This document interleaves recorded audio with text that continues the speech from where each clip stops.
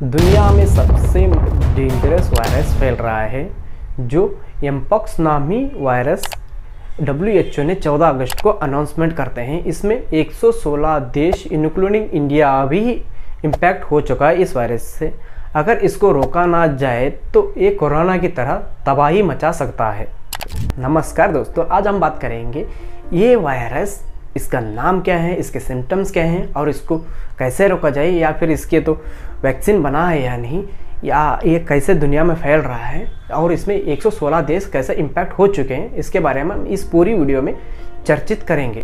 साल 1998 में डेनमार्क के साइंटिस्टों ने पोलियो रिसर्च के लिए सिंगापुर से मैकाक प्रजाति के कुछ बंदरों को इंपोर्ट कराते हैं, जो कि पोलियो रिसर्च के लिए इस वक्त रिसर्च करते वक्त एक बंदर के सिंगापुर से मैकाक प्रजाति के बंदरों को इंपोर्ट कर लेते हैं। उसके बाद रिसर्च करते करते एक बंदर को ऐसे सिम्टम्स पाए जाते हैं जो कि कभी देखा नहीं गया था, और इसमें कुछ सिम्टम्स ऐसे हैं जो तेज बुखार, सर दर्द, मसल्स पेन या फिर स्किन लोशंस, ये सभी आते हैं।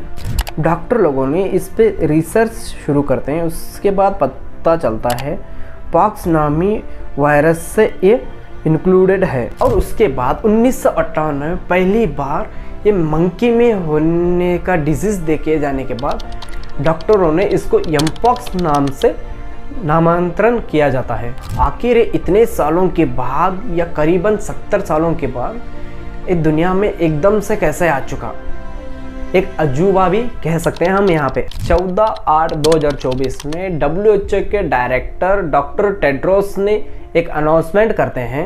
ये एमपॉक्स नामी वायरस सिर्फ अफ्रीका के केन्या देश में इम्पैक्ट किया गया था, अब पूरे वर्ल्ड के लिए ये खतरा बन चुका है। एमपॉक्स नाम ये डेडली वायरस 2022 में अपना दूसरा रूप दिखा चुका है, जो कि इससे 1 लाख लोगों ने इम्पैक्ट हो चुके थे। ये एमपॉक्स नामी डेडली वायरस अपनी वीक वेरिएंट 2022 में वर्ल्ड में फैलने की कोशिश की थी। कुछ ही दिनों में इसके न्यू वेरिएंट ने जन्म लिया। उसके बाद डेमोक्रेटिकल रिपब्लिक ऑफ कॉन्गो के देश में स्प्रेड होते हुए अफ्रीका के कुल 12 देशों में, उनके साथ साथ UAE, फिलीपींस, स्वीडन तक पहुंच चुका है। यहाँ पे रिसर्च के लोग एस्टिमेट करते हैं कि ये कोरोना से 7 गुना डेंजरस हो सकता है। ये एमपॉक्स नामी डेंजरस वायरस 2022 में आ जा चुका है। इससे 1 लाख लोगों को इम्पैक्ट हुआ था। अब इसको 2 साल से विकसित होने के लिए वक्त मिला था। अगर ये इंडिया में आ गया या फिर दुनिया में फैलने लगा तो इसको रोकने के लिए हमारे पास ऐसा कोई हल नहीं बचेगा। इसके सिम्टम्स इतना डेंजर हैं कि आप किसी भी चीज़ से बच नहीं सकोगे। कोरोना में जो हालात देश को देखने पड़े थे, उससे भी बदतर हालात इस वायरस से हम देखे जा सकते हैं अगर हम इससे कोई अपनी कदम नहीं बढ़ाए तो। डेमोक्रेटिक रिपब्लिक ऑफ कॉन्गो देश के एक 9 साल की ट्राइब के बच्चे को ये वेरिएंट का एमपॉक्स वायरस अटैक कर चुका था। उससे वो बच्चे की जान भी चली गई थी। ये कबीला कई सारे ऐसे बंदरों के साथ क्लोज कांटेक्ट बनाने के लिए या कहला सकते हैं कि इंक्यूबेशन एक्सपेरिमेंट लेबोरेटरी बन गया, जिससे इस एमपॉक्स वेरिएंट की नामी वायरस बनने के लिए एक ऐसी शरीर की ज़रूरत थी जो कि वो बंदर से निकला हुआ सिम्टम्स, और जो उस आदिवासी लड़के में जो एक ऐसी एक्सपेरिमेंट चलता है जो इंक्यूबेशन एक्सपेरिमेंट, जिससे मैचिंग बनने के बाद उस 9 साल की बच्चे की जान चली जाती है, जो परफेक्टली दोनों मैच्ड हो जाते हैं उस वायरस और उस बंदर के वायरस से आने वाले सिम्टम्स के साथ। इसमें 2 तरह के ग्रुप होते हैं। एक क्लेड 1 या क्लेड 2 के नाम से जाना जाता है। क्लेड 1 ये मोस्ट डेडलीस्ट वायरस कहलाता है, और क्लेड 2 उससे कम या उससे वीक वेरिएंट पाया जाता है। Clade 1 democratic republic of the Congo के देश में ही क्लेड 1 उतना ही पाया जाता है, और वेस्ट के अफ्रीकन देश में क्लेड 2 के वेरिएंट पाए जाते हैं। इतने सालों में ये दोनों क्लेड दुनिया में कितनी बार अपना हमला कर चुका है, और ये पूरा एक चार्ट ही है।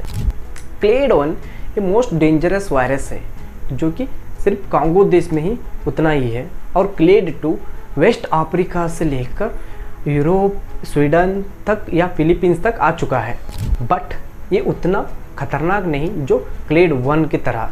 इस चार्ट देखो, इसमें बहुत सारे क्लेड नंबर्स और एक्सेस नंबर्स हैं। इसमें ज़्यादातर क्लेड 2 दिख रहा होगा जो फैल रखा है, बट ये इतना खतरनाक नहीं है। इन दोनों ग्रुप या दोनों क्लेड्स में क्लेड 1 इतना ज़्यादा डेंजरस है कि इसके सिम्टम्स बहुत जल्दी दिखाया जाता है एज़ कम्पेयर टू क्लेड 2, क्योंकि जब कोई क्लेड 1 से पीड़ित इंसान बॉर्डर क्रॉस करते वक्त पकड़ा जाता है जो दूसरे देश जा रहा था और वो जा नहीं सकता जब क्लेड 1 की सिम्टम्स उसमें पाए जाते हैं। इन दोनों क्लेड में काफ़ी कुछ सिमिलर सिम्टम्स पाए जाते हैं, वो भी थोड़ी मात्रा में। ग्रुप तो एक ही है लेकिन इम्पैक्ट दोनों उतना ही करते हैं जितना क्लेड 1 करता है। क्लेड 2 इम्पैक्ट हुए इंसान बॉर्डर से आराम से पार हो जाएगा। क्लेड 2 के इम्पैक्ट हुए इंसान बॉर्डर से आराम से क्रॉस कर जाएगा एज कम्पेयर टू क्लेड 1। अब क्लेड 2 इतना भी खतरनाक नहीं जो कि हमारी ह्यूमैनिटी सिस्टम को मार सके। क्लेड 1 अफ्रीका को छोड़ के बाकी कुछ देशों को या बचे देशों को क्लेड 1 की सिर्फ एक नॉर्मल वायरस लगता है, बट वाकई में ये नॉर्मल वायरस नहीं है। अब ग्रुप 2 इतना भी खतरनाक नहीं जो एज कम्पेयर टू क्लेड 1, जिससे हमारी इम्यूनिटी सिस्टम इससे लड़ सकता है क्लेड 2 से। अगर क्लेड 1 सिर्फ अफ्रीका के लोग ही लड़ सकते हैं एज कम्पेयर टू अदर देशों से, देश के लोगों से। क्लेड 1 सिर्फ अफ्रीका के कुछ जनजाति के लोग ही उस वायरस से लड़ सकते हैं, बाकी के देशों के लोग इस क्लेड 1 की वायरस से लड़ नहीं सकते as compare to clade 2। Clade 2 से बाकी कुछ देशों के इंसानों ने या लोग क्लेड 2 से लड़ सकते हैं और उनकी इम्यूनिटी सिस्टम इसको मार सकती है क्लेड 2 को। इन दोनों से इम्पैक्ट लोग, उसमें कितने लोगों की जान जा चुकी है एज रेशियो के हिसाब से देखा जा सकता है। क्लेड 2 का केस रेशियो 10% है एज कम्पेयर टू क्लेड 1। इन दोनों से इम्पैक्ट हुए लोग की जान की रेशियो कितनी है? जो क्लेड का केस रेशियो 1% है, वही क्लेड 2 का 10% है। यही कि 10 में से एक इंसान की जान चली जाती है जो क्लेड 1 से इम्पैक्ट होगा। 1% या 10% के इसके बीच में बहुत सारे डिफरेंस है, बट इसमें प्रॉब्लम्स बहुत सारे हैं। 2024 में जो वायरस फैल रहा है ना, यही क्लेड 1 का वेरिएंट है। अब ये कोरोना की तरह कांगो से निकलकर धीरे धीरे Africa, middle east, Asia, Europe तक फैल चुका है। अब कोरोना की तरह 2 साल पहले एक केरल का एक इंसान यूएस से इंडिया आता है, उसे क्लेड 2 का वेरिएंट की शिकार था और ये आते ही 25 लोगों को इम्पैक्ट करता है और इसमें एक 22 वर्ष के यंग एज लड़के को मौत भी होती है। कभी वो अफ्रीका गया ही नहीं, एक अफ्रीकन के साथ क्लोज कॉन्टैक्ट में था जो अफ्रीका से आया हुआ था, जो उन लोगों पे ब्लेम करके भी मायने नहीं रखता जो क्लेड 2 के वेरिएशन कब किसको आ जाए पता भी नहीं चलता। ये बहुत सारे ज़रिए से फैल सकता है और ये इंडिया में आ भी चुका है और इसके लिए इंडिया क्या कदम उठा चुका है हम देखेंगे। प्रिंसिपल सेक्रेटरी पीके मिश्रा जी ने एक मीटिंग लिया जिसके तहत इंडिया में सबसे ज़्यादा इंटरनेशनल ट्रैवलर्स दिल्ली में आया जा सकते हैं। इसमें से 3 मेजर हॉस्पिटल्स हैं, lady हार्डिंगे hospital, Ram Manohar Lohia hospital, सरजंग hospital. बाहर से आने वाले लोगों को क्वारंटाइन करने के लिए इनको चेतावनी दे चुके हैं और उसके साथ साथ दूसरे स्टेट को भी ये चेतावनी दी है कि आप इस क्वारंटाइन के लिए तैयार रहे। इंडिया में 9.3 मिलियन लोग यूएस से इंडिया ट्रैवल करते हैं। अगर ये इंडिया में फैलने ना देना चाहिए तो हमको क्या करना चाहिए, और ऐसे सिम्टम्स को हम बचने के लिए बहुत सारे कदम उठाने पड़ते हैं। इंडिया में 9.3 मिलियन ट्रैवलर्स ट्रैवल करते हैं जो इस वायरस को ईजीली इंडिया आ सकता है। अगर इस वायरस को इंडिया में घुसने ही ना दे तो इसका कुछ ऐसे बॉडी स्ट्रक्चर चाहिए जो सिम्टम्स और स्ट्रक्चर्स मिल जाए, तभी ये कोरोना की तरह ज़्यादा मात्रा में फैल सकता है इंडिया में। ये बाकी देशों के लिए ज़्यादा फैलेगा नहीं, क्योंकि इंडिया में 140 करोड़ तक इंडियन पॉपुलेशन है, जो कि ये पानी की तरह बह जाएगा। और ये कैसे फैलेगा इसके बारे में हम कुछ तथ्य देंगे।